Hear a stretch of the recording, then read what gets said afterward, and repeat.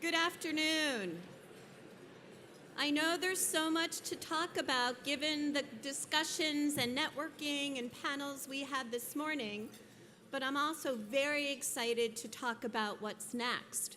So I'll keep my comments very brief so I don't stand between the audience and the panel. For those of you who I don't know, my name is Sue Chodakewitz. I'm the president and CEO of Nathan Associates. I also have the honor and the privilege of being on the SID board and being the conference chair this year. So thank you to all of you for supporting, for participating, and for being here today. As we heard in our keynote discussion this morning, I think the answer to the question of what is the future of development in a rapidly changing world is at least twofold. One, significant, and two, it's now. It's no longer about the future role. It's adapting to where we are now, what that's going to mean, and keeping pace with the inevitable changes that are ahead of us. Our colleagues talked this morning about the criticality of the effective interplay and interaction among the 3Ds. They also talked about the increased importance, impact, and success of development in this construct.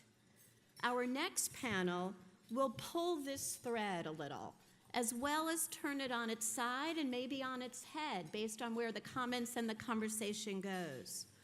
But it's very exciting that Wade Warren will be moderating it. So very briefly, for those of you who don't know Wade, and I can't believe there are many of you who fall into that category, Wade is the former acting administrator of USAID.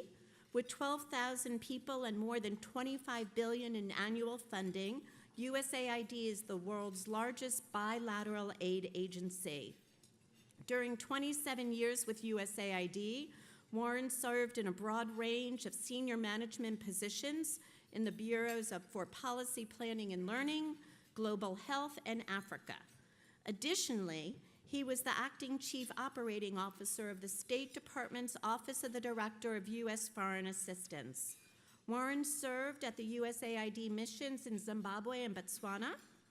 He received his undergraduate degree in history from Georgetown University's School of Foreign Service and his graduate degree in international business from Thunderbird School of Global Management. Throughout the 80s, he worked as an analyst and speechwriter in the U.S. House of Representatives, and from 91 to 94, he was the chief financial officer of the U.S. Telecommunications Training Institute.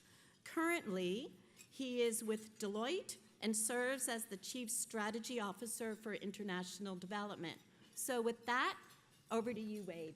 Thank you. Thank you, Sue. I appreciate the introduction, although I am rethinking whether I should have anything about the 1980s in my bio, but I'll look into that in a little while. But I do appreciate the introduction, and I appreciate the fact that the Society for International Development Washington chapter has organized this panel as part of today's conference, because I do think it's a very timely topic, and I want to turn immediately to the folks to my left who have agreed to be panelists for today's session. I didn't have to twist anybody's arms. Everybody was very willing to join me here on the stage. We've got a great lineup, and I just want to thank them all as we get started for being willing to participate.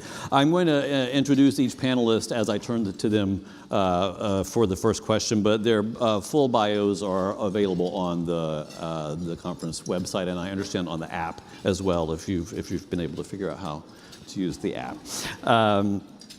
And then I also want to acknowledge, and we can plainly see, you are eating lunch, and that's good with us. We want you to enjoy your meal. We're going to try to be scintillating enough that we distract you from your food to a certain extent, but we do hope that you enjoy the meal that's been provided for you.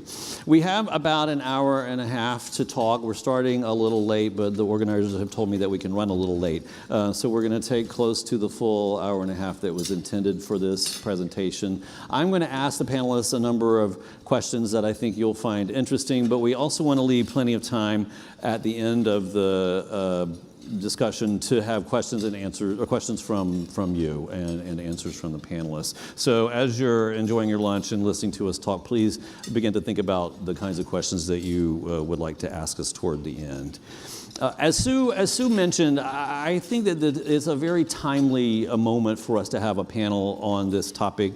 We have seen over the last few years, I think, an ever greater confluence of national security, development assistance, and humanitarian assistance. You see it in the ongoing refugee crises around the world. You see it in increased conflict-based humanitarian crises, and you see it in the rise of terrorism and violent insurgencies around the world. So I know, and this morning's discussion, you touched on the issues around security and development. I think we're going to try to take that to a little bit of a deeper level in this conversation. I know that many of you in the room are implementing partners of aid agencies, and you are having questions probably about how does this focus on national security affect you? What does it mean for you as implementing partners? And we're going to try to get into a little more specifics in that regard. So I'm going to just jump immediately into asking questions, and I'm going to start with Susan Fine.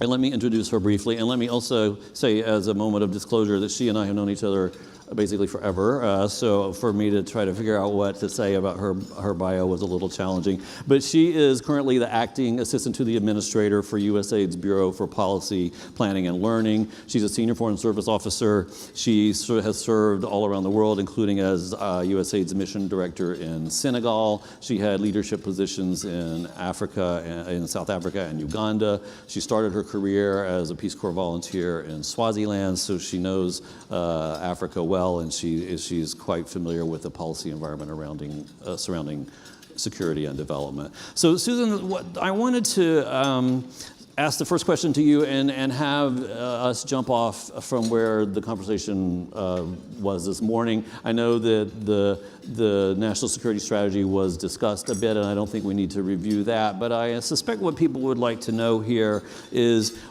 how did USAID contribute to the national security strategy? What do you think it means for the agency? How are you going to go about implementing it? What does it mean for our partners, for USAID's partners?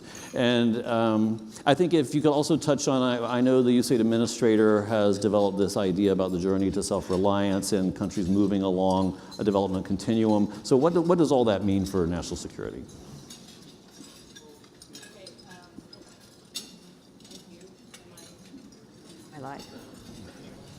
Can you hear me? Yeah, there. Well, good afternoon, everyone. Great to be here. Do I turn this off? I'll let them take care of it. Anyway, so yeah, I think obviously the question of the role of development and USAID in our national security is one that is front and center for us. And I think with respect to the national security strategy and the role of development in that national security strategy, as it was discussed this morning, that there's a strong focus on the role that we have in prevention, in keeping threats far from the United States, and on preventing crises from becoming worse.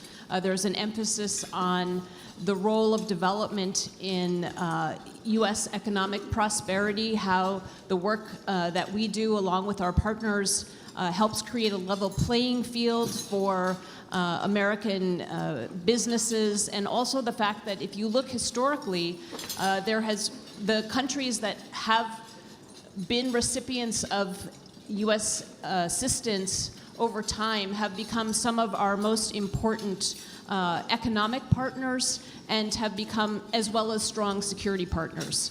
So there's real great historical evidence for the contribution of development to U.S. economic prosperity and security. And then, of course, there's a strong emphasis in the national security strategy on promoting American values, which include our provision of humanitarian assistance, and the support that we provide to countries around the world in terms of strengthening their democracies, their economies. And so how we're implementing this within USAID, I think a very the central vision that Administrator Green has brought to USAID is the notion of self-reliance, and that countries are on a journey to self-reliance, that countries are responsible for their managing and financing their own development, and that our role as a partner is to help them on that journey.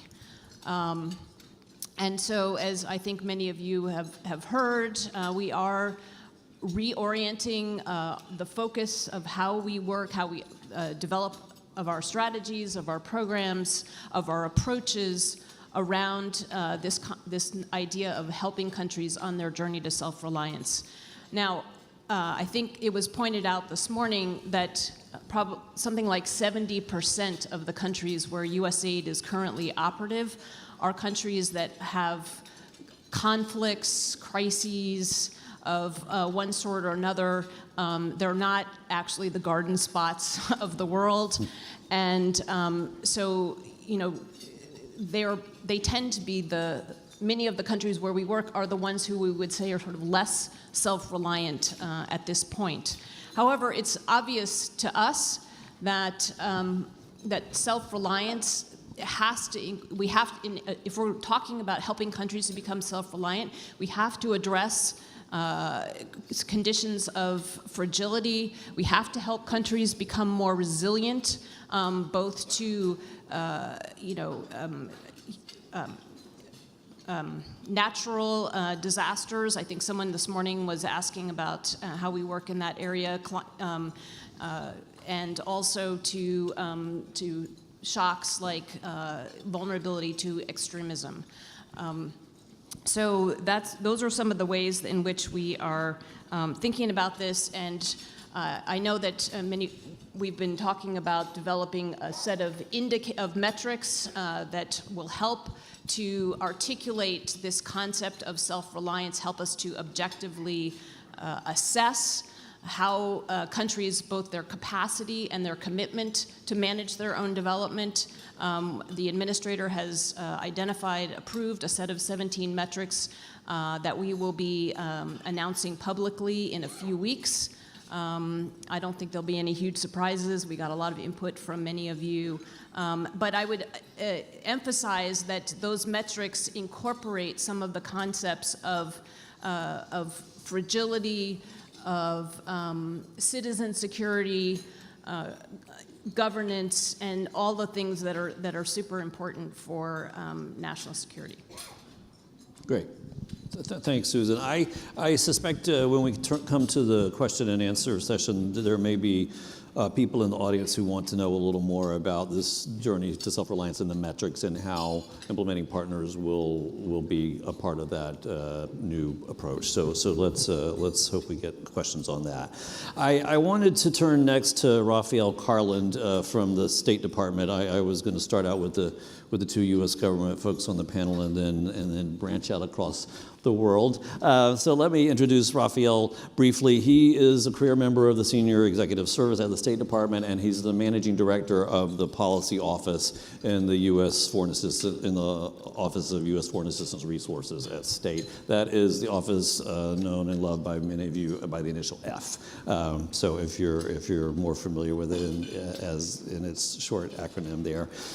At F, he oversees policy research, planning, and analysis on all sectors, but certainly security sector and stabilization assistance is one of them. Before he joined F, he was an office director and an acting deputy assistant secretary in the State Department's Bureau for Conflict Stabilization Operations. He has worked in Afghanistan on provincial reconstruction teams, and he was also detailed to the Department of Defense and the Secretary of Defense's office in the Stability Operations Directorate. So, Raphael, what I wanted to see if you could talk about a little bit and maybe expand on Susan's opening comments one of the responsibilities of F is to coordinate assistance across agencies, the state and USAID in particular, but other agencies as well. So can you talk a little bit about how you do that, how the State Department sees humanitarian assistance, development assistance, and security assistance working together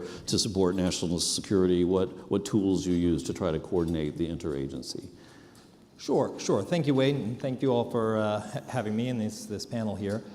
So I would start out with just the basic assumption that every taxpayer dollar provided overseas by the United States has foreign policy implications. So going into that, then we need a coordinated approach across all of the different ways in which we select and wield those resources. So F seeks to, and the State Department, we seek to promote this level of coordination. State and aid manage, as many of you are probably aware, about 75% of all foreign assistance. So most of it is done through state and aid. But increasingly, DoD manages a lot of assistance, not just security assistance, but as many of you are aware, some amounts of humanitarian assistance and stabilization assistance. And then there are definitely other partners who loom large, the Millennium Challenge Corporation, the Treasury through the multilateral banks, and other organizations. And now I think there's a new interest in some of the development finance pieces, and so you'll see the Overseas Private Investment Corporation also plays a big role in providing billions of dollars in loans and guarantees and insurance. So the first step in achieving an integrated approach is to have this shared sense of strategic goals, objectives, assumptions, risks that shape all of our efforts. And in this regard, really our ambassadors and our country teams, which include our USAID missions, are really the key node, because they're the ones who both execute but also send back all the information and plans to understand the context in which they are trying to execute our foreign assistance. And the key tool through which we use this is, as some of you are familiar, is the integrated country strategy, which brings together all the interagency and all the pieces to provide an overarching holistic view in each country. And then back in headquarters, we try and work across all of these common frameworks that match with the policy goals. I understand there was a big conversation about the national security strategy. That's the starting point, but then it cascades down into state and aid's joint strategic plan, the Defense Department, the national defense strategy. And then across all of that, of course, are a lot of programmatic requirements and very important legal and congressional requirements that are passed in our budget. And so what we have to do is then bring all that together and come up with a plan. So flexibility is limited, and we have to take all those things into consideration. And I think increasingly, especially in the last year and a half, as Susan alluded to, we're being asked to assess an overall strategic effects of our U.S. assistance in these countries and regions.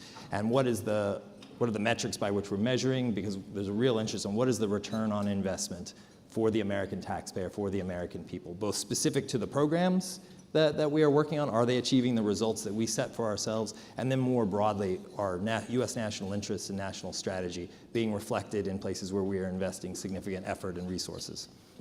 And so we need these common metrics and common frameworks to answer those questions. So some of the big ways in which we do is we try to take a very big interagency approach that brings large groups together, particularly through the spring budget formulation process, and then take this common approach that requires just getting all the U.S. government actors on the same page. And then there's also the key point that I think has always been important but becomes more important now, is working with our bilateral and multilateral partners in these different areas. Because I think what we're really looking at is a more purposeful burden sharing going forward, so that the U.S. isn't always the primary contributor in every effort in every place. There are comparative advantages. Many of our multilateral, bilateral partners have better access to places and are better suited to execute certain programs. And we need to have a better understanding of that. And then I think finally it's just establishing unity of effort so that we understand what we're trying to do. And it's a painstaking effort that goes year in, year out as we look around. In fact, Susan and I we were in a big meeting yesterday just discussing some of these things going on. It's a daily grind. But this is how we end up bringing it all together. And so in some cases, it's a broad effort that we really try and focus on these individual countries. I think I'll leave it there. Okay, thank you, Raphael. Franck, I want to turn to you next, and let me say a word about Franck. Franck Bousquet is the Senior Director for Fragility, Conflict, and Violence at the World Bank, and I'm sure that's a title that must raise eyebrows occasionally. But he brings years of leadership experience around resilience and reconstruction issues. He has had many leadership positions in the bank, particularly in the Middle East and North Africa region, where he was a director.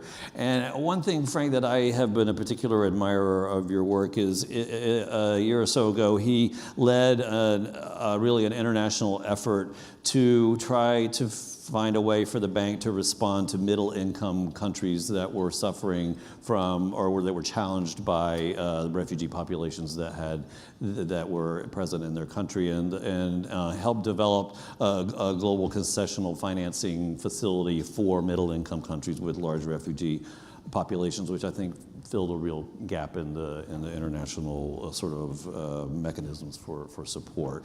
So I wanted to acknowledge that and thank you for that. And I wanted to, my question for you kind of, I guess, draws on your work in that regard at the bank. And the bank, as you of course know, has traditionally focused more on poverty and development issues, but I think rightly in recent years with what's going on around the world, there's been a renewed emphasis on the nexus between crisis and development. So could you talk to us a little bit about what the bank's perception is around that nexus and the kinds of mechanisms that you are trying to develop to address the issue?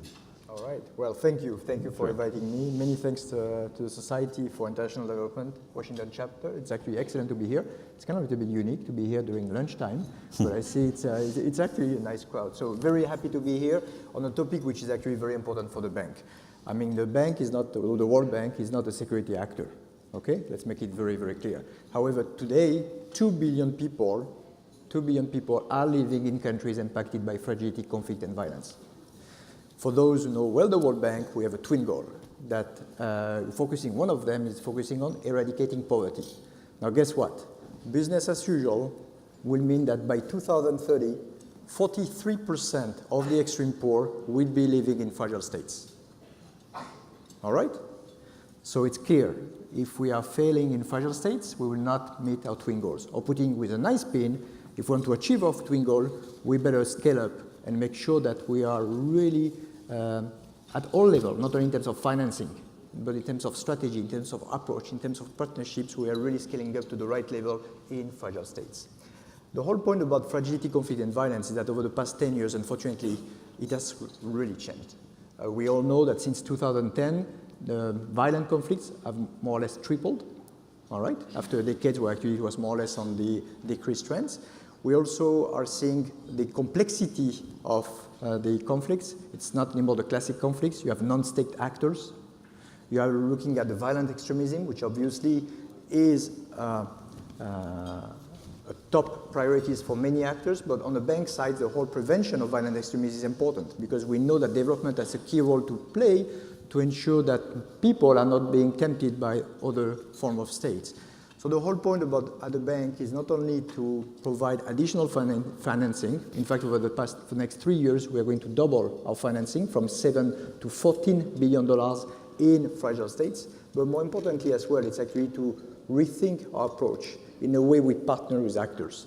For instance, looking the way we partner with, on the refugee crisis, UNHCR, the way we partner with MONUSCO, DRC, MONUSCA in CAR, the UN, and the EU.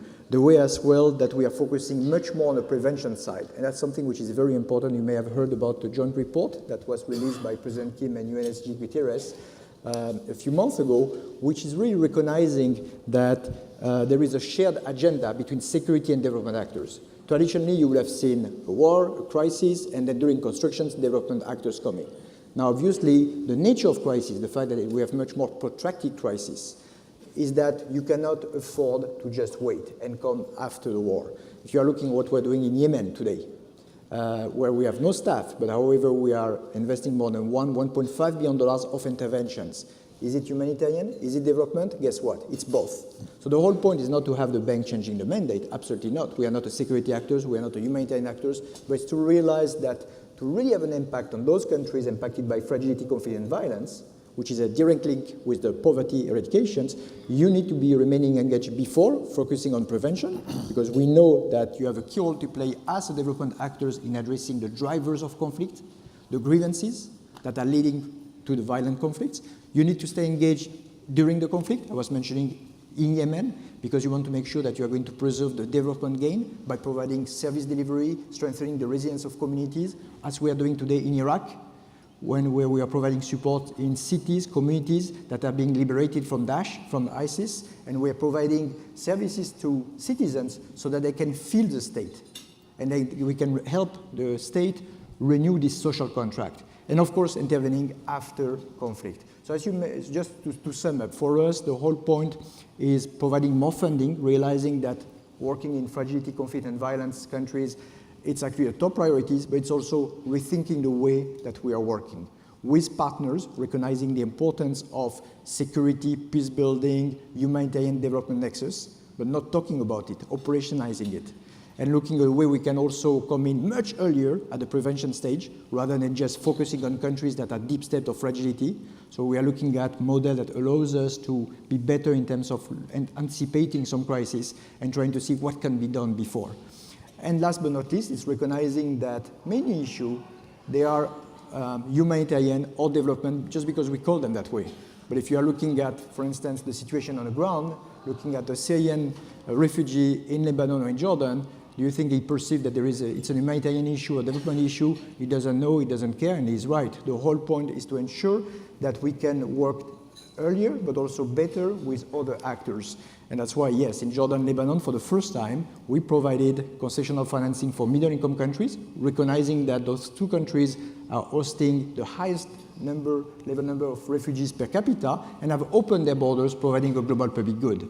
And we are working with UN partners, UNICEF, UNHCR, more than 12 UN agencies. And it's true, that's not necessarily the typical bank 10 years ago. The whole point that you recognize that even during a crisis, you need to look at those challenges in a non-silo manner. So many change on the bank side, but recognizing with all humanity that the whole change is actually to recognize the space and the importance for partnership. Partnership is important in any countries. Well, in countries impacted by fragility, conflict, and violence, if you are not partnering, you are failing. And it's all recognizing that it's not only development, it's not only security, it's not only humanitarian, it's working with everybody, and not only after crisis, because after crisis doesn't mean much today.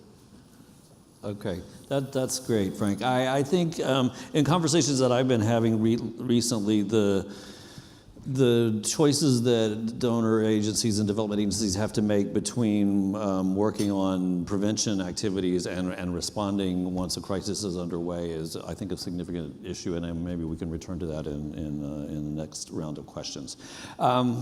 Tom, let me introduce Tom Kelly. We wanted to underscore in this panel that the nexus between national security and development assistance was not just an American phenomenon. So we asked Tom Kelly to join us. He comes to us from the British Embassy here in Washington. He's the development counselor there, and he has more than 25 years of experience in international development.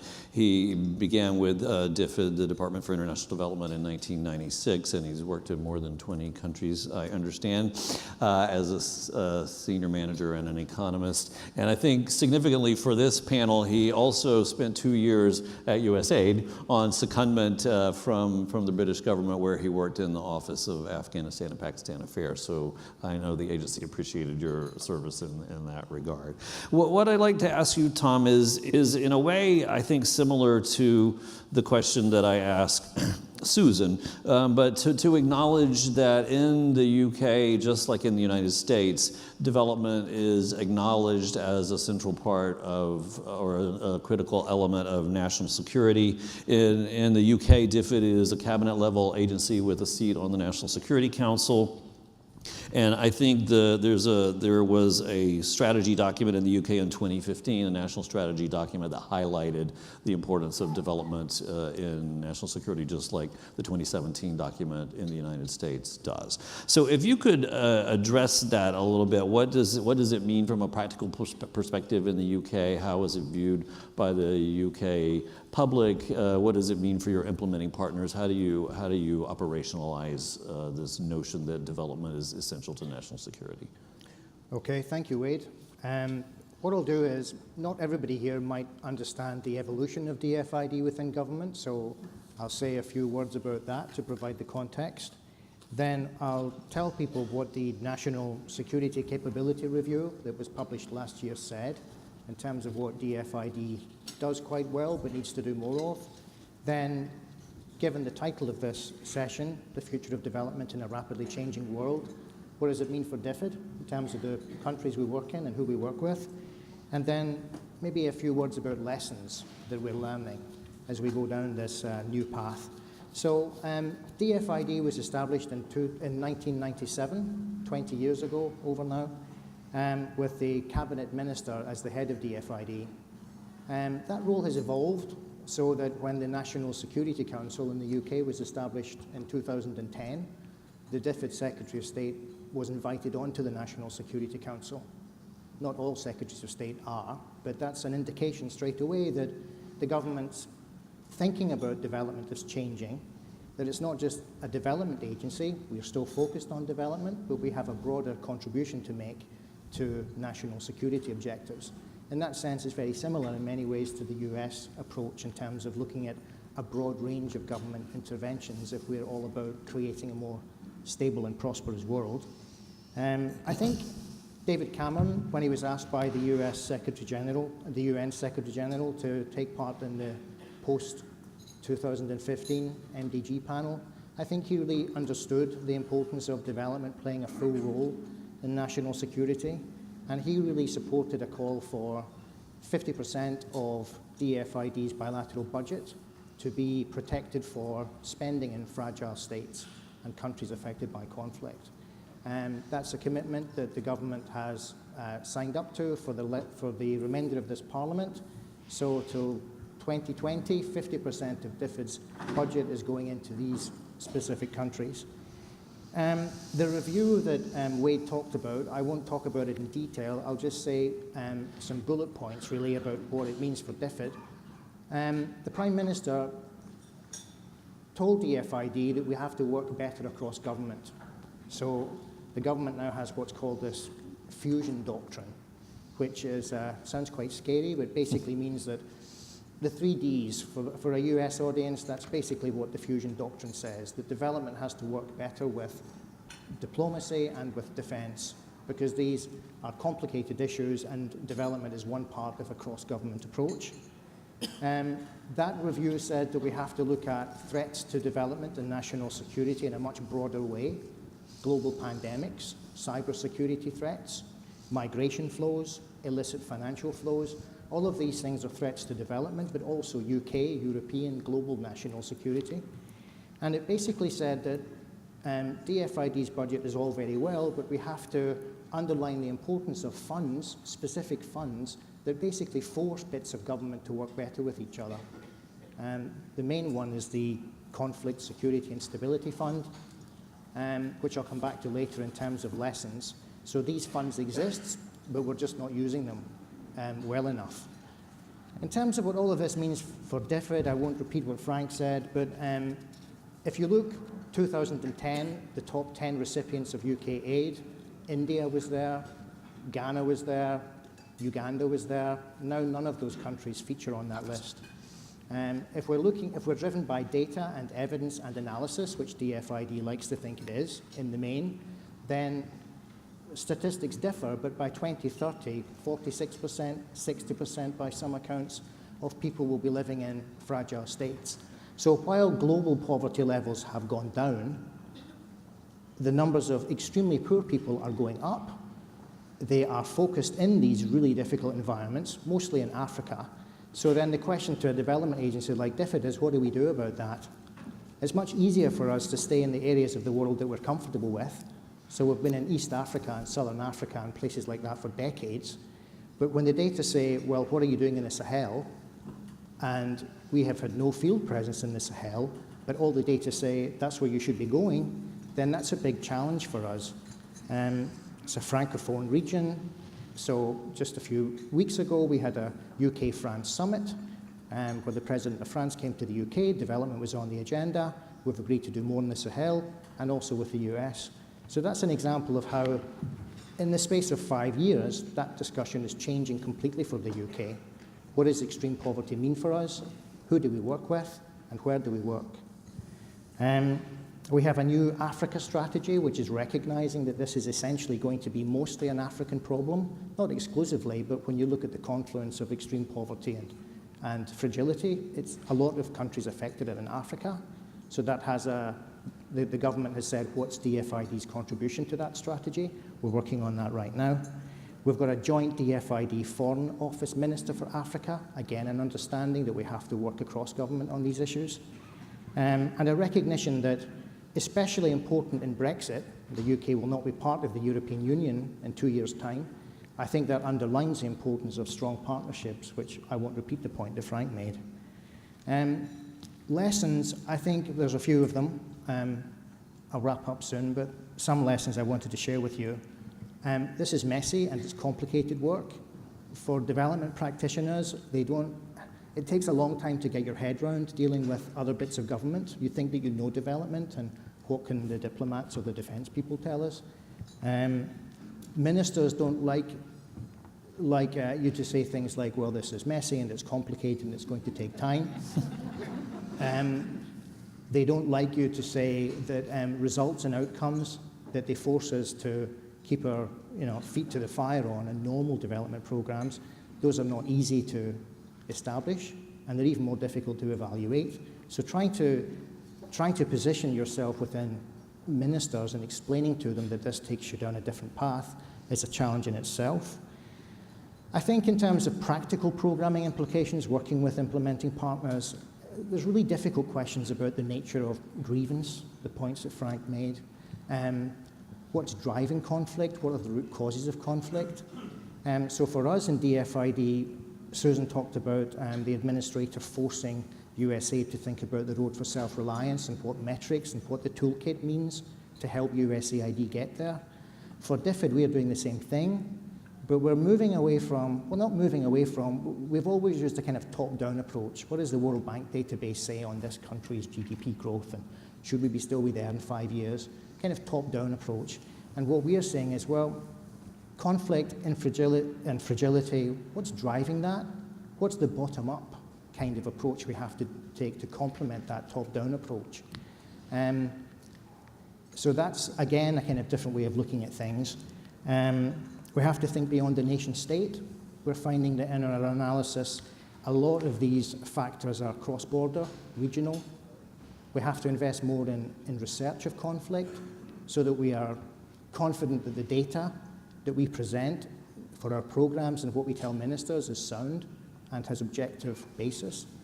One thing about this UK cross-government approach and the funding mechanism, which our independent Commission for Aid Impact has told us, is that we need to be careful that we do no harm. So sometimes when we're in these environments, because they're new to us, they're messy, they're complicated, they're full of conflict dynamics we don't really understand, grievance issues that have been there for generations that we don't really understand, we need to be careful that when we're in this environment that we don't make things worse. So we take a kind of Western development approach and say what you need is a peace process or what you need is elections, and that might not be either the right time to do that or the right mechanism you're using. So it's early days, but I think we're on this road that the government has committed to, that the old way of doing development is not right, good for purpose anymore. And the one thing I would say, again, coming back to implementing partners is, back to the messy, complicated bit, is what's the balance between long-term interventions and short-term interventions? And just as if it wasn't complicated enough, from a government that's committed to spending 2% on defence and 0.7% on development, we also have to tell ministers this is a good value for money approach, because there's a huge scrutiny in the UK of the aid budget. So we also have to, on top of all of that pyramid of questions, say, when we're using this implementing partner, this is not only the best way to achieve the outcomes and results you're looking for, but this is an efficient way to do it as well. That's great, Tom. Thank you. And that's, I think, a perfect segue to Kamissa Camara, who I saved for last because I told her that I wanted her to be a little bit provocative, not too provocative, but a little bit provocative. But let me introduce her first. Kamissa is the Sub-Saharan Africa Director for PartnersGlobal, which is a global consulting firm. She implements projects in security sector reform, access to justice, and peace building. She's also, I think, very interestingly for this audience, a course coordinator at the Foreign Service Institute, where she trains U.S. diplomats who are about to be posted to Africa. She is a well-published commentator. She has appeared on television shows and in newspapers around the world, and she has more than a decade of experience in working with civil society organizations in Africa. So, Kamissa, I want you to bring a little bit of a different perspective to the conversation. We've heard now from 4 of the largest sources of funding in the world around development and national security. But can you, I know that there are some folks in the countries where we work and probably some people in this very room that are uncomfortable with the idea that the work we do is all about national security. Can you talk a little bit about that? What do you think the perspective is from the partner countries that we work with on this issue? And also if you could touch on concerns that I know some people have that security assistance in some ways displaces development assistance. Thank you, Wade, and thank you to all of the panelists. I want your money, so I'm going to be provocative, but not too much. So I think you're right to say that implementers are very uneasy with the perception that their activities or their programs have a security objective. And that's because security assistance is not what NGOs do. That's not part of the traditional mission of NGOs. Having worked in the NGO field, I can tell you that, well, security assistance is the job of national government, it's the job of a minister of security and defense, it's the job of security and defense forces, it's the job of AFRICOM, and we as NGOs do want to get away and stay away from this mess. However, I would say that over the past 10 years, things have tremendously changed, and it's really difficult, especially in the African context and in the Sahel region, which is my region of expertise, to dissociate development programs from any security-related assistance or program. At PartnersGlobal, I implement programs in Sub-Saharan Africa that include police trainings. And in those programs, we have as main partners ministers of defense, ministers of security, police, gendarmerie, and we really cannot do without them. So things have changed a lot. The particularity of those programs is that we do include the perception of civil society and citizens into programming, and that's prior to program implementation. And so we have a very citizen-centric approach, and I think that should be the trademark of all NGOs. So the premise is that when citizens do perceive their security and defense forces as accountable, as effective, as service-oriented, they do respect them, they do want to work with them, and those security and defense forces in their turn are able to provide that security that they were sent to provide. Now, about your question on whether or how security assistance is perceived on the ground, I'm sure that this was discussed this morning, but maybe as a reminder, the issue or the concept of national security is very American. National security, the protection of the state, of its citizens through different means, economic power, diplomacy, military might, projection of power, that is a very American context. And it's really difficult to translate that concept into the African context. As an example, our 2017 national security strategy does mention Africa multiple times, but strictly in economic terms. We want a healthy Africa, we want a safe Africa, because we don't want China to have that much influence on the African continent. I can only let you imagine how this was received on the continent. In the African context, security means security in the strict sense of the term. No bad guys running in the Sahara Desert with weapons. no explosions, no terrorist attacks, no military coups, no rebels rising against the government from one day and then separating an entire country apart. That is what security means on the African continent.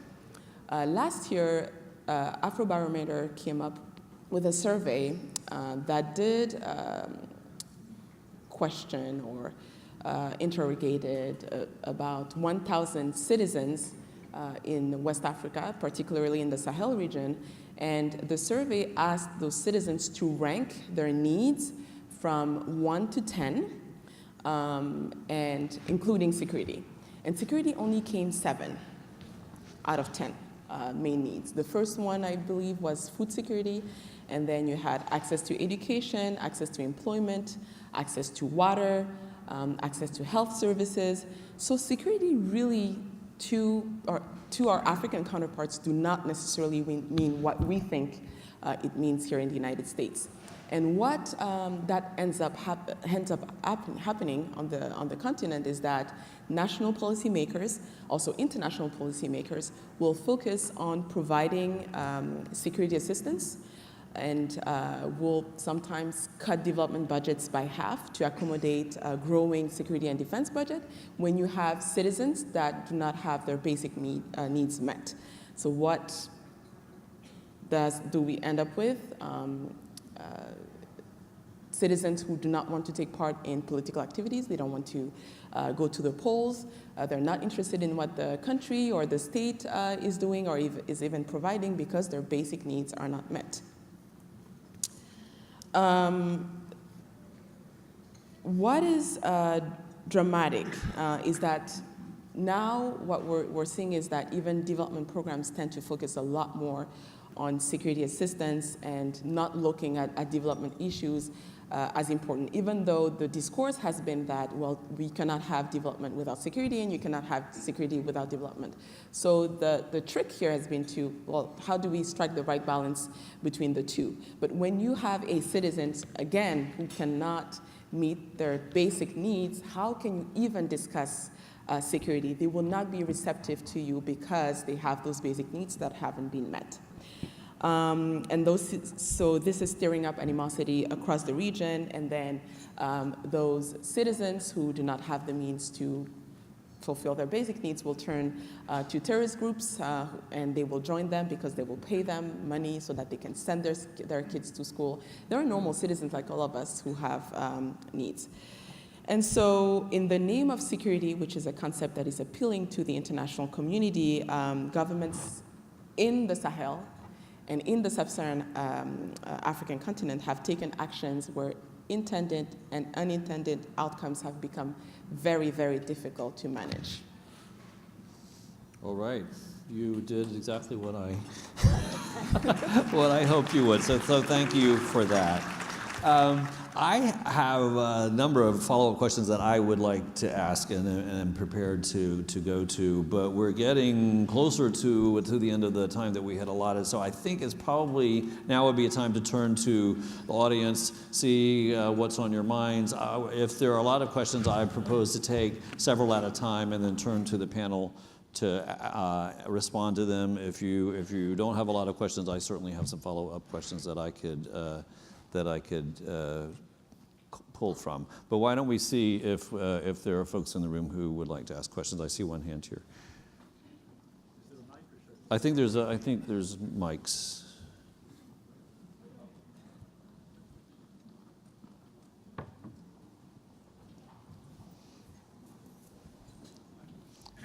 It's on? Okay. I'm Craig Charney of Charney Research, and I have a question for the last speaker, Ms. Camara. You suggested that security is taking precedence over development and that basic needs are being neglected. I'm a little puzzled on how basic needs can be met in situations of violence where goods and people cannot circulate, development workers are killed, and infrastructure is destroyed. We did research in Pakistan's Fatah region, for example, on the Afghan border, which showed that people rejoiced when the Taliban were driven out because, they said, markets were reopening, schools were reopening, hospitals and clinics were reopening, and their basic needs could be met. All right, thank you. Other questions? Yes. I think that's the one that came up here.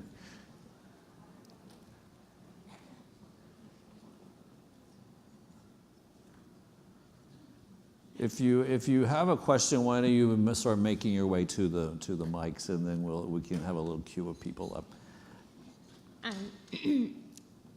So the number of countries in conflict has decreased over the last decade. However, the number of conflict recurrences has greatly increased. And one primary reason for that is the lack of sustainable negotiated peace agreements. What is it that us as development professionals across the 3Ds can do to ensure that those agreements are more sustainable and thus we face less conflict? All right, thank you. Any other questions? If not, we can start with these two. And as I said, is there one? Yes, thank you. Okay, so my question is how successful have you seen these financial concessions to Jordan and Lebanon been to countries or such countries, and how do you sort of envision that going forward as being like a motivator or encourager to countries that are affected by like large refugees or inflow, and maybe like aiding them or helping them take part in this refugee burden sharing? Okay. All right. So I'll turn to the panel, and then we'll return to the audience in a minute. So, Kamissa, questions about security imperatives before development can even take place. So the gentleman made a very good point, but the situation that you were describing is basic needs not being met because of a security crisis. What I was referring to is when you have citizens in a country that are not able to meet their basic needs because of governance issues before the security crisis happens. When you have a country like Mali, which is a country that I know very well, where over the past 20 years you've had pockets throughout the country of communities that have encountered famine, and all of a sudden you have a crisis that rages through the north, through central Mali. Yes, we are not able to bring food to those communities, but before the crisis even happened, that was an issue. And that makes those citizens resentful towards the government, and whatever security assistance they bring in those communities, they're not well received because they have always felt left out by the government. They have always felt left out by their security and defense forces. And so when the security help comes in, it just looks like, well, it's not appropriate for them to come now because we've always wanted X, Y, and Z, which have not been met. All right. So the question about peace agreements and the role of the development community in ensuring or strengthening peace agreements. I don't know, Raphael, I was going to turn to you. So I want to jump in because I think this is it's an important aspect of, especially as we talk in terms of security and development. When I think sometimes, especially in conflict, we have to really think in terms of political, that is actually the driver of these. State Department, the Defense Department, USA, just in the last year came together to bring together all of these lessons in stabilization under something called the Stabilization Assistance Review. And one of the main findings of it, which come as no surprise to this community, but it needs to be reinforced, is that stabilization and to a certain degree development is an inherently political endeavor. We are injecting money, resources, advice, and expertise into these countries. And so we have to think in terms of who are our local partners. And again, I think this is widely known, but it is important for this community and the US government community and the international community to understand that piece is who are we supporting? What is the second, third order impacts of supporting different groups? And are all our efforts, I think oftentimes, one of the things we've been thinking about in terms of metrics, we talk about how programs are successful in and of themselves.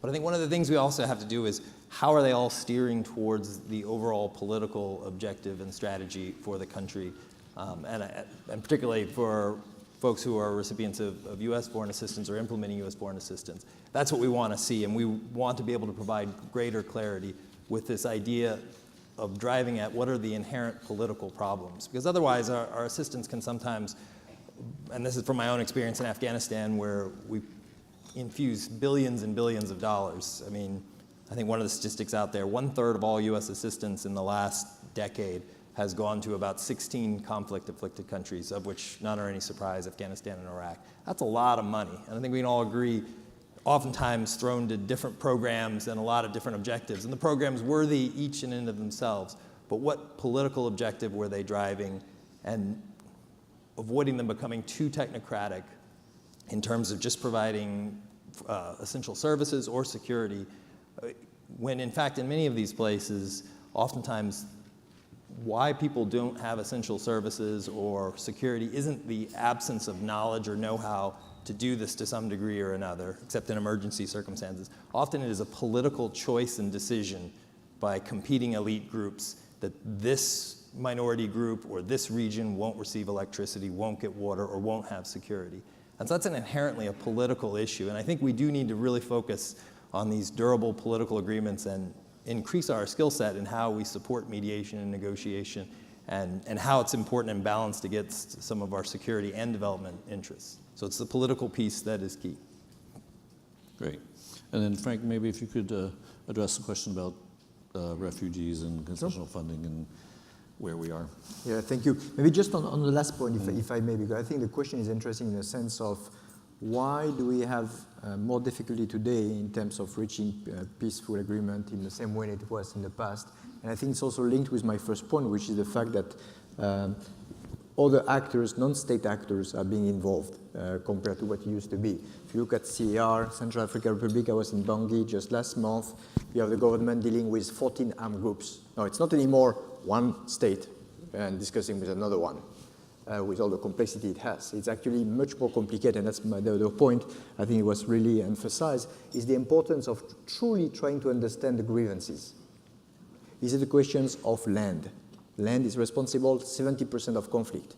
Is it the questions of extractive industry? Is it a question of governance? Is it a question of inequalities? Is it a question?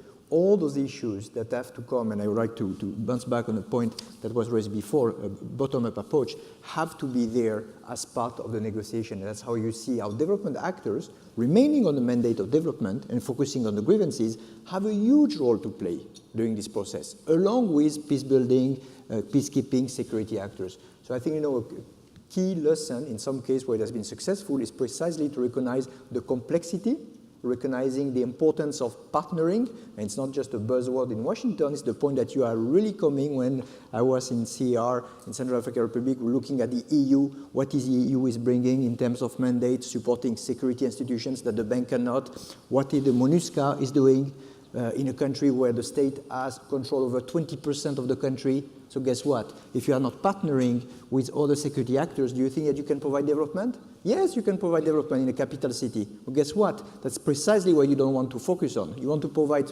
development in other parts of the countries. So I think, for me, the key point is being very pragmatic, bringing a lot of humility, recognizing the importance of all the partners, and not in a sequential manner.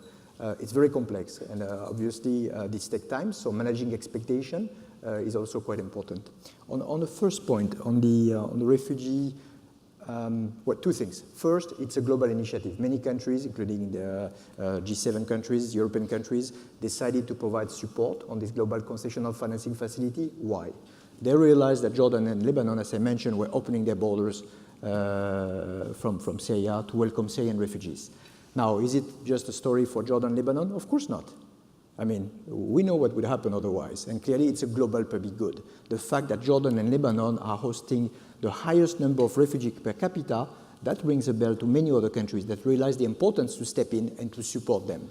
Second point, the way of doing it is not actually just to support refugees. Because by doing just support to refugees, you are going to exacerbate the tension with the hosting communities. So the whole point is to say, is it just a humanitarian crisis? Absolutely not. Those kids I was mentioning, those Syrian refugees, they are going to stay 5, 10, 15 years in Jordan, Lebanon, even if the war ends tomorrow. And therefore, it's very important not to have a lost generation, to understand that humanitarian assistance is super important, but also that you need to look at it with a fragility lens, with a development support. And last but not least, we have raised about $300–400 million that was leveraging by buying down interest for the first time ever for the World Bank, and therefore leveraging about $1.5 billion. And that's also, the whole move of if we need to scale up. It's not a question of having pilot projects. It's a question of trying to see how we can maximize the impact on the ground. For the bank side, we used to have smaller interventions, and this whole global concessional financing facility allowed us to finally provide about $1.2–1.4 billion assistance over the past 2 years and a half to Lebanon and Jordan. Now that's something that helps the government to reassure hosting communities and to ensure that they can provide support to refugees, but also to all the population. So I think so far it has been successful. It has also been part of the process of providing the incentive. What do I mean? The whole point is providing global concessional financing to these countries and also to ensure that there is a provisions of working permits to refugees. So challenging issues that are extremely difficult to solve, but once you receive additional resource, that makes it more easier for government to explain to the population. So it's not only providing just financing, it's trying to provide the incentive for government to keep opening borders and making sure that hosting communities and refugees can stay together. Obviously, this is a global facility, so it's open to other middle-income countries that are hosting refugees to ensure that we recognize the global public good. And is it important? Well, 70 million, 70. That's the number of forced displaced people, among which 25 million today are refugees. And 90% of them, 90, are in developing countries. So for us, again, it's a concrete illustration, the fact that development actors have a key role to play. And it's not only a humanitarian, but it's really recognizing the importance of complementarity in this topic. Okay, that's great. Let me ask you all a question. I think you've made a compelling case that where the world is in a different place and development actors need to respond differently. Well, let me ask you about collective action as opposed to individual donors and institutions. I know from my time in government, and I know Susan, you and Raphael are challenged sometimes with coordinating within the interagency of the U.S. government. And I know, Franck, at the World Bank spring meetings, there was a lot of discussion this year about coordinating around humanitarian assistance for the international community. What are the challenges? Does the new world that we're in make them harder, or more?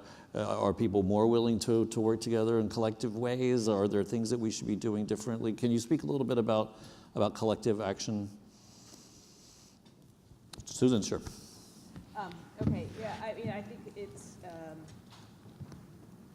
my own view is that, oops. You need the mic. Sorry. So my own view is that this messy, as Tom called it, world that we're in, this much more complicated situation, it makes collective action even more imperative. But I also think it makes it more complicated. And I think, we've witnessed a number of initiatives probably over the last decade creating various structures, funds around different issues. And it almost feels right now that we've reached the saturation point and that now there is becoming a challenge of coordinating between all these various initiatives, and they seem to be multiplying. I don't remember the statistics, but there has been quite a significant increase in these sort of global multi-stakeholder partnership arrangements, and I think we might be getting to the point where we need to start figuring out how do they work better together instead of just creating another partnership around another problem. And I do think that it's an issue that we're wrestling with, both as a bilateral aid agency and sort of in the international arena and conversations that are happening, right now around the G7, the G20, and in other fora. So. I think it's a challenge. I don't actually have an answer, but I also did want to just take the opportunity to emphasize a couple of things around, I think this conversation has illustrated that we as development practitioners really have to be thinking hard about how we operate in these difficult environments. And I know at USAID is part of our whole transformation agenda. We're really looking at how do we do a better job of working in these places where security is not is difficult, even for us and for our implementing partners. We call them non-permissive environments.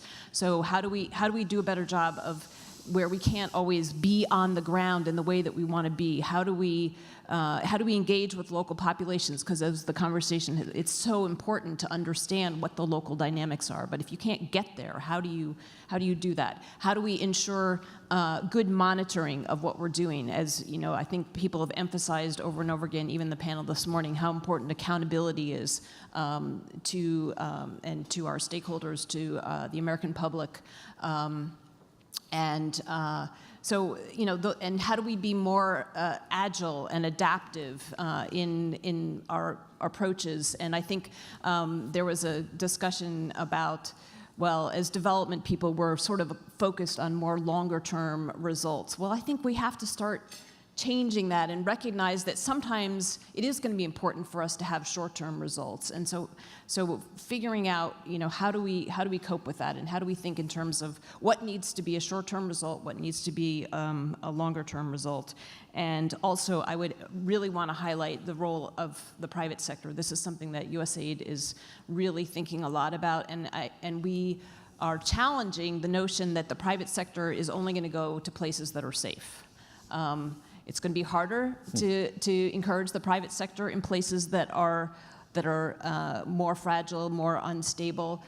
However, I think if we're serious about tackling those situations, about creating more stability, you know, the availability of jobs, of services that oftentimes are best provided by the private sector, we have to find ways to partner with the private sector, even in these risky environments. Great, thank you. Did you want to add anything, Franck? Just on the point of,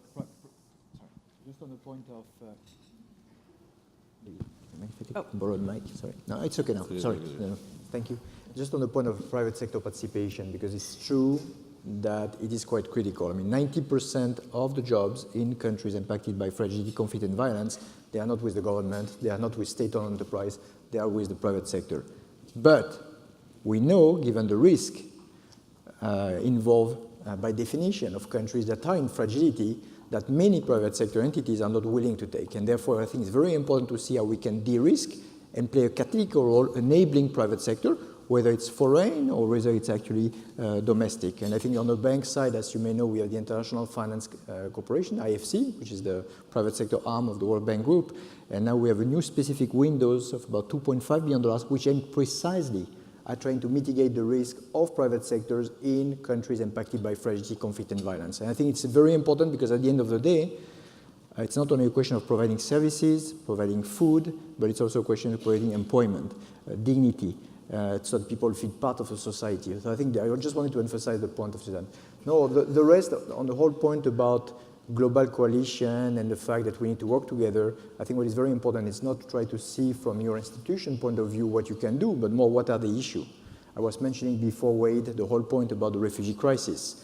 Is it humanitarian? Is it development? What's the point? The point is that you are going to have population displaced, the population in Jordan, Lebanon that are going to stay 10, 15 years. And obviously, there is a need for all the actors to step in because it's a development concern, it's a humanitarian concern. I could say the same for the famine. Last year, we had 4 countries that have been impacted by the famine, and the World Bank stepped in, put $1.8 billion. And the whole point now we are doing is working with the FAO, working with WFP, working with UNICEF, working with private sectors to see how could we be better at predicting famine? How could we be better at providing humanitarian but also development support before it's too late, before we declare famine, which is at the level of IPC level 5. So I think the whole point for me is more to try to see what is the issue and how we can all step in rather than trying to see in a very silo manner what our institution should be doing, which unfortunately is not always timely, well received, and not necessarily the most efficient way. Okay. Tom, are you trying to come in?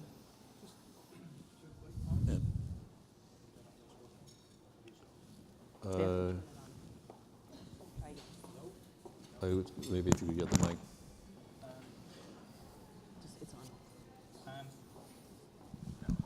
Okay. I wanted to say two quick things. One thing, in answering your point, Wade, I think we've come a long way in having a joint understanding of the nature of the challenges.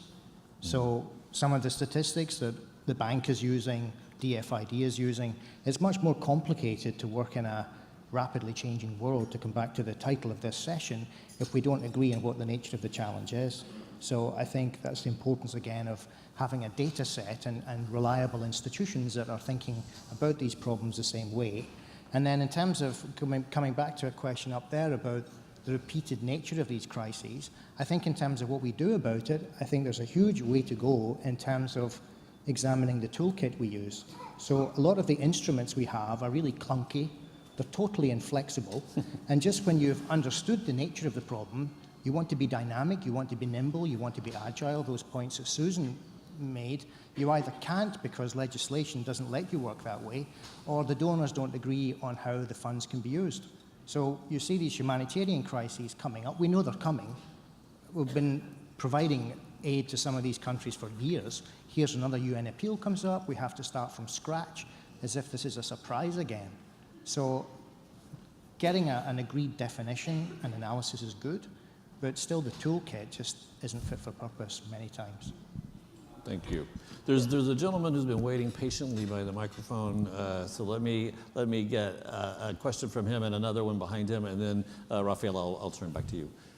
Yes, please. Thank you. My name is Chris O'Donnell with Development Essentials. This is a great panel today, and I wanted to present my question that I struggle with a lot. Is some of us that work in democracy, human rights, and women's rights in the room here, and DoD works in about 187 countries, and in many places it's advanced U.S. security interest in that country and the region.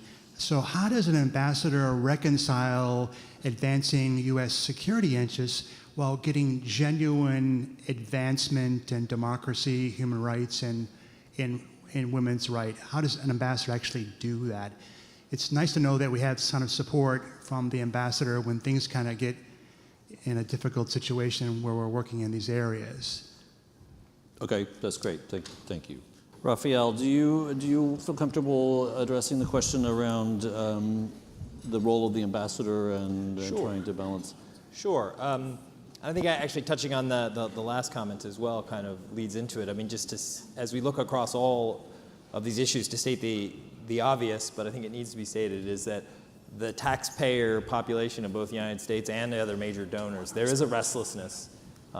We are at an inflection point similar to right after 9/11 at the end of the Cold War, of where simply doing things the way we had been doing them is not as acceptable to the people paying our bills as they have been in the past. So there's a greater pressure, and I think Tom really touches on it, is instead of going to the same tools and the same ways of doing business, we have to come to these sort of common understandings of what the problems are. And I think there is a great deal amongst this expert community of what those are, but I think that, again, the people who pay our bills, I don't think there is a great and deep understanding. And this has been a long-standing challenge of diplomacy and development, of explaining this to our publics who don't understand always why money is going overseas. And yet, for all that, our publics have generally supported and they have provided funds, particularly in crisis. But I think this new dynamic then challenges our ambassadors and our generals and admirals overseas of balancing how we're doing our programs and who has influence. And there's no question that there's a resource imbalance between the Defense Department and the State Department and USAID, and that creates a balance that our ambassadors have to work with. But at the end of the day, a lot of these countries, they want to interact with the United States through the civilian means. So the ambassador has to make those balances, has to understand what are our national interests and how to sequence those. And I think long term, we do want to see all these types of very important reforms and values of democracy and rights in these countries. But as you all know, in the near term, we also have national interests and national security interests that we have to balance. And I think part of it is understanding for this community, understanding by keeping your eyes open and your ears open and understanding how that dynamic is playing out in these given countries and seeing where we have to sequence and balance these things. Great. Kamissa, I think that leads naturally to a question that I was going to ask you anyway, which is in your role as a trainer of U.S. diplomats who are going in particular to Africa. What do you tell them about development and national security? How do you address the issue, and what do you want them to take away from your course? So the first thing I tell them is when you get to your country, Botswana, Ghana, Mali, Senegal, do not hang out with your U.S. Embassy colleagues. Do make sure that you build local partnerships with civil society organizations. Make sure that you understand the civil society landscape, who to talk to, who not to talk to. But you as a U.S. Embassy staff or political officer, for you to understand the political context and the security context you are operating in, you have to have those local partnerships. Without that, you will fail. Or you will end up being a U.S. Embassy staff who just went to an embassy and just came back without having the real in-country experience. So that is the first thing that I do. The second strategy that I have during those courses is to bring different experts to them, to speak to them for an hour and a half, to talk about Islam in West Africa and the Sahel, the role of Islam in politics, the role of civil society, of course, how the U.S. is perceived from the continent. I sometimes have partners call in from the field to talk to those Foreign Service officers to tell them what they expect them to do when they're in the field. So it's really multifaceted. But really, my main focus, my main concern is those local partnerships. I believe that everything starts from there. If you miss that critical point, then whatever you do or you try to implement in the field will fail. Good. And in your classes, do you feel that the students have questions about how development supports national security? Is that an issue for them, or is it a given? So the comment that I often get is, well, we didn't talk too much about security. Why don't we have somebody from AFRICOM to talk to us about security? So there is this premise that they have that when we're talking about Africa, we need to talk about security, or Nigeria, one or of the two. And if we don't talk about those two, then something's missing. So it's really a long-term education that is supposed to take place, and I think the Foreign Service Institute does provide that opportunity. Okay, that's great. Now, please, from the audience, I'm relying on you if you have questions to approach the mics, and I will call on you. Yes.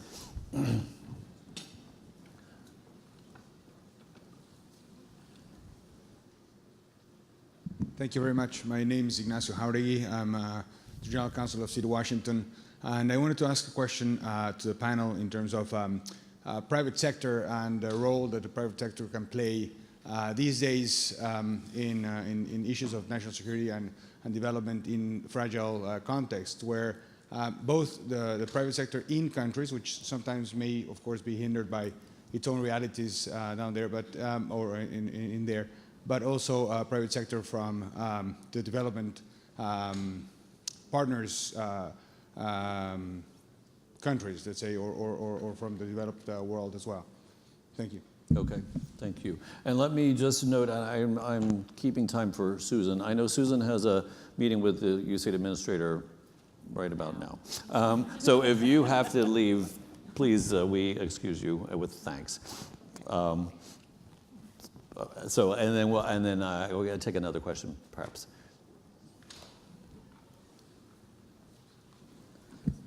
Hi, thank you so much for the opportunity. My name is Sergio Martinez, and I'm coming with United Nations Association of the National Capital Area. I want to ask a question about how does the 3D approach fit into the global policy instruments that are already in place, such as the 2030 Sustainable Development Goals Agenda and also the Sustaining Peace Report that was presented by UN Secretary General Antonio Guterres on April. And I was concerning about what are the implications in terms of improving multi-stakeholder partnerships to provide effective monitoring and evaluation strategies to ensure effective best practices in harmonizing the integration between security and development. Thank you. Okay. Why don't we, I think probably all of you have something you could say about the private sector and the importance of the private sector in this new world that we find ourselves in. Do you want to?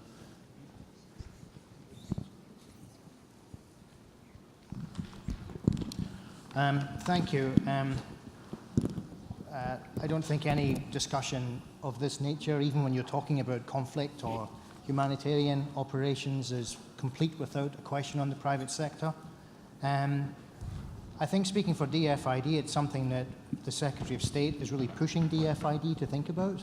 Again, 5 years' time, it just wasn't being discussed. 5 years ago, it wasn't being discussed.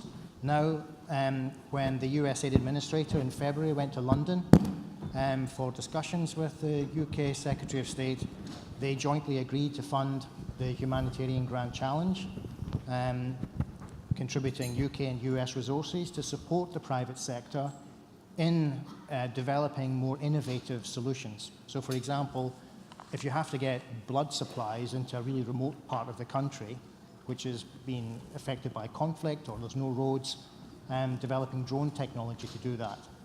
And not just because the private sector has access to technology that the public sector may not have, but that's a sustainable model. It can create jobs in local areas.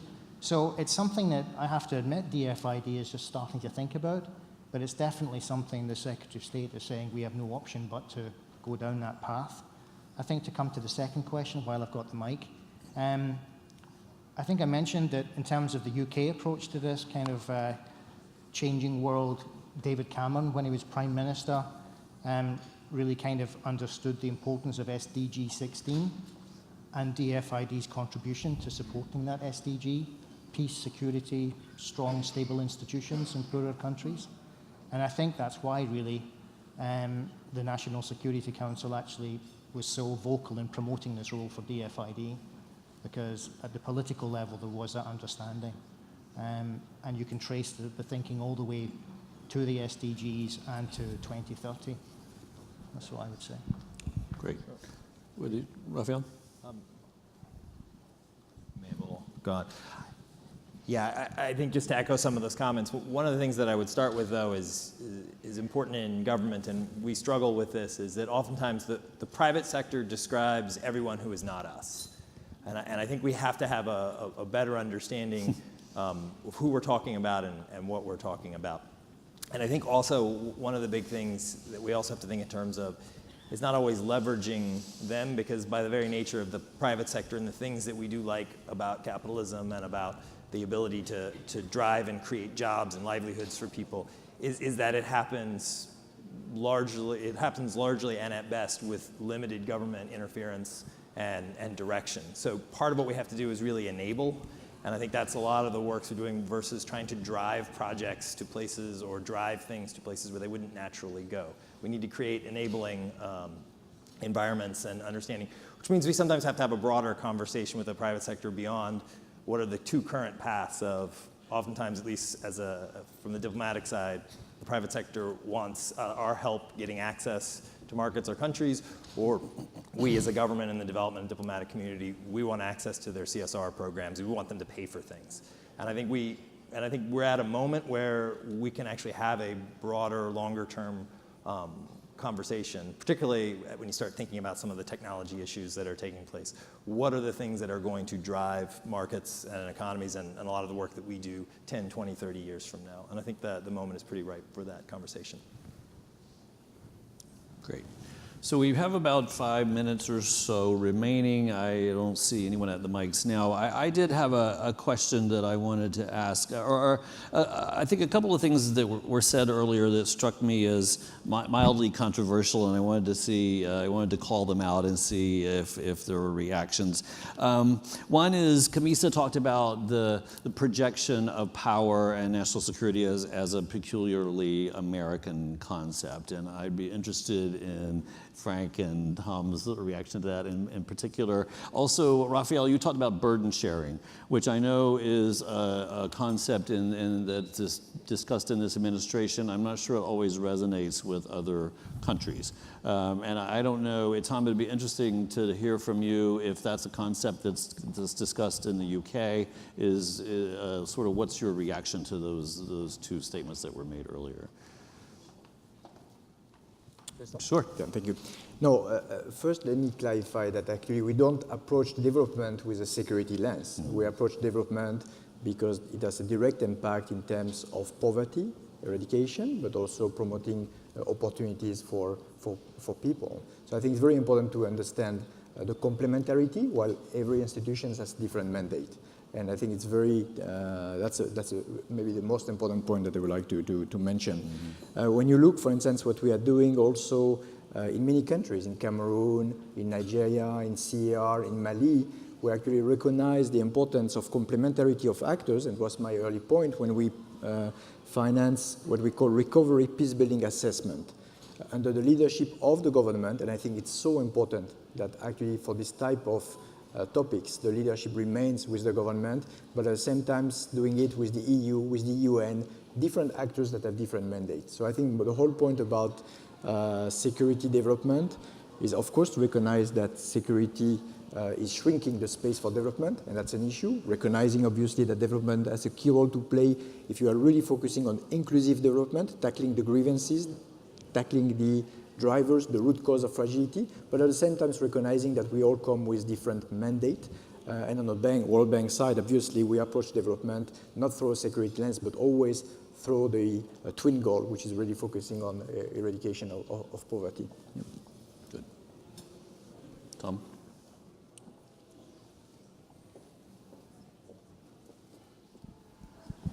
Thank you, Wade. I think burden sharing is something that's increasingly exercising.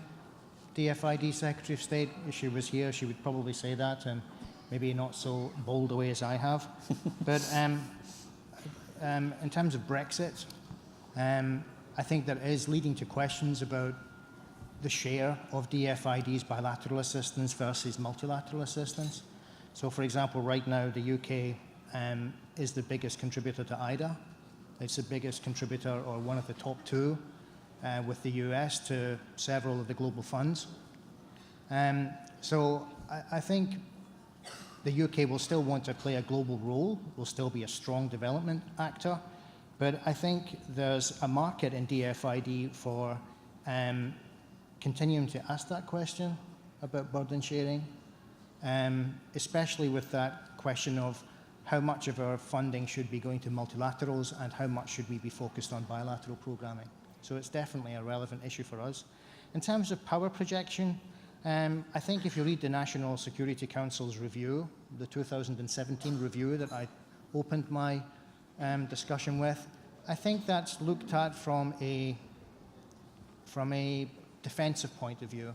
The point being that if you don't address development in this way, if you don't look at the threat of pandemics, if you don't look at cyber security, if you don't look at illegal financial flows, that's not just a constraint to developing countries' prospects, but it's a threat to UK national security. So I think it's more a defensive than an offensive way of thinking. Great. So I think we have time probably for one last question, and there's one person at the mic, so that worked out well. Are there two? Let's take two, and we'll provide brief answers. I'm coming from Europe, and you named here, you have the 3D strategy. In Europe, we are talking about the 5P strategy: people, peace, prosperity, partnership, and planet. So are both strategies really fitting together so that we have a joint interaction, or how do you see that? Okay. Hello, my name is Jana Hertz from Arte International. My question's for Tom. You mentioned that DFID prioritizes evidence-based programming internally, and I would also say DFID is a leader of bilaterals in terms of evidence-based programming globally. But as you also said, that type of programming is complicated, messy, and difficult to measure. So my question is, to what extent is there support amongst the British government and in terms of British priority for continuing evidence-based programming in the DFID priority countries? Thanks. All right, thank you. So both of those may be useful for you to start, Tom. I would say to the first question that I don't think DFID sees a conflict between the 3D approach and the 5 Ps, because all of this is about supporting development, people, understanding power dynamics. DFID can't do any of this alone. We're the only G7 country that's committed to 0.7% of GNI for development. That's not going to amount to much if we don't have strong partnerships, especially in these new parts of the world that DFID, as I said, doesn't really know much about, really. And we will depend on partners to help us use our money properly in those environments. So I don't think we see an inherent conflict there. I think, to come back to the lady's question on evaluation, it's a constant struggle for us. The Independent Commission on Aid Impact that I talked about, this independent body the government established to track aid, has told DFID it has to do a better job in this area, especially where the Conflict, Stability and Security Fund is used.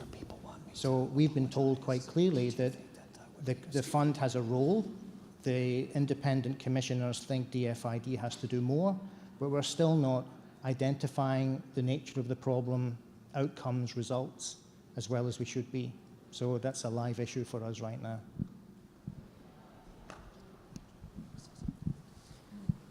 Just to touch on a couple of those issues, to go back to the burden sharing, which I think is important from the US perspective. I think, as we discussed earlier, there is this restlessness amongst the citizenry and the taxpayers. But I think, and so they're just asking a lot of questions, and I think we are trying to look at this not just about burden sharing in terms of sharing the cost, but how do we also share the burden of leadership? The United States is still called to do a lot of some of the big important things in the world, and they are often very important to our national interests. So we will play in this, but I think there's a sense that oftentimes we're in charge of too much, and we take too much leadership, and we don't leave enough space for our partners to have some of this space. So I think we're trying to understand that, and I think some of the phrases we're talking about is sort of purposeful burden sharing, that where it's not just we're going to stop and other people need to pick it up, but how do we come to our comparative advantages and support one another and provide more space for other leadership.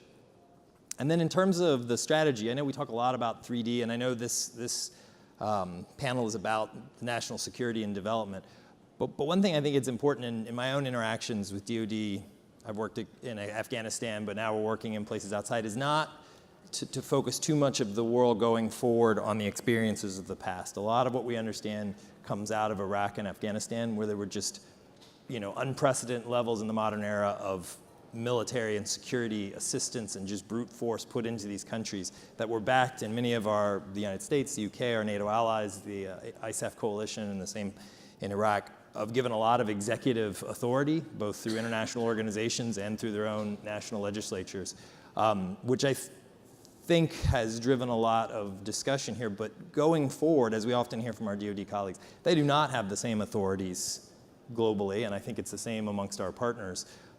So they are often keen to, or required really, to work more closely with this community. And I don't think we should always see that the security is encroaching on the space, but see it as an opportunity for the diplomacy and development to work in the security space, because oftentimes they have to come through us for legal requirements. And not least of which, I'm sure we all have our colleagues in the military who spent multiple tours in Iraq and Afghanistan alongside many of us. And I think there is also a desire and an interest in learning from some of the lessons of just where a security force-led approach to what we're trying to achieve actually doesn't go back to what we were talking about earlier, is it doesn't achieve the political ends. It overweights. If we do just too much pure development or too much security, we fail to achieve the political ends, which is why we're there in the first place and how we get out. So I think we have to keep that in mind and understand there's a different possibility in balancing with our security partners going forward.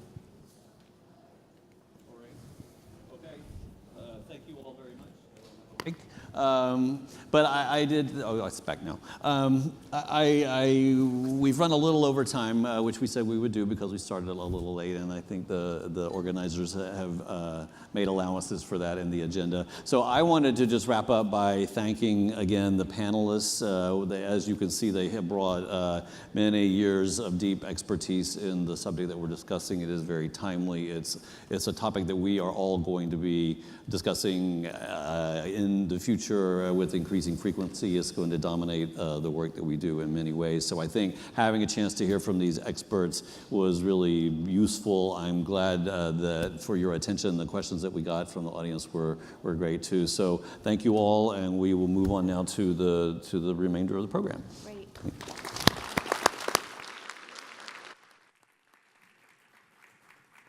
Yes, again, thank you to the panel, and also a special thanks to Wade, not only for moderating, but for playing such a positive and active role in putting together such a great panel. So thank you, Wade.